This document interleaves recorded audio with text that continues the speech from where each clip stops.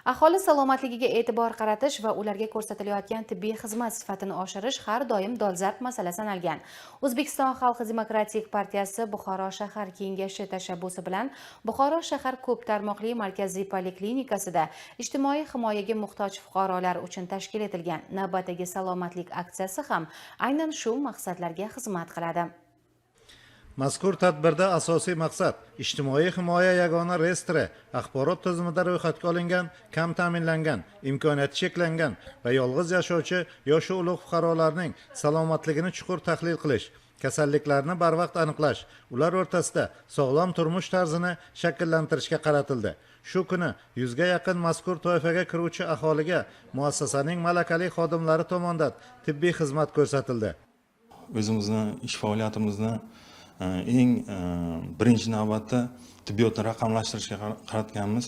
Chunki bu bizning ish faoliyatimizni tubdan o'zgartirib, shifokorlarimizni ish faoliyatini yanada yengillashtirib, aholiga xizmat ko'rsatish sifatini yanada oshirishiga olib kelyapti.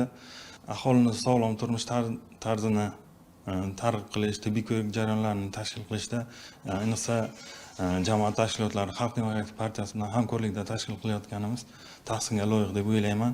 Chunki bu aholiga o'zgacha kayfiyat, o'zgacha munosabat bag'ishlaydi. Ma'lumot uchun, Buxoro shahar ko'p tarmoqli markaziy poliklinikasida kunlik bemorlar qatnovi 420-450 nafarni tashkil etadi. 300 dan ortiq shifokor va tibbiyot xodimlari ularga sifatli xizmat ko'rsatib kelmoqda. Tibbiy ko'rik davomida partiya faollari aholi bilan bevosita muloqot qilib, ularning muammolarini ham o'rgandilar. Bu tashabbus partiyamizning ijtimoiy tenglik va aholini ijtimoiy himoyaga muhtoj qatlamlarni himoya qilishga qaratilgan asosiy maqsadlardan biri bo'lib hisoblanadi. Aynan pensiya yoshidagi yoki nogironligi bor shaxslar, kam ta'minlangan oila vakillari uchun bu tibbiy ko'rik juda ham qo'l keladi. Ularni kasalligini erta bosqichda aniqlash, ularga shifo topish maqsadida mana shunday tibbiy ko'riklar o'tkazilyaptiki, bu tibbiy ko'riklar tumanlarda, qolaversa mahallalarda ham o'tkazilishi partiyamiz tomonidan rejalashtirilgan. Tadbirda partiya faollari va tibbiyot xodimlari aholiga sog'lom turmush tarzi, to'g'ri ovqatlanish, muntazam profilaktik tekshiruvlardan o'tish kabi masalalar yuzasidan tushuntirish ishlarini ham olib borishdi. Ushbu tadbir partiyaning inson manfaatlariga qaratilgan siyosatining amaldagi ifodasidir.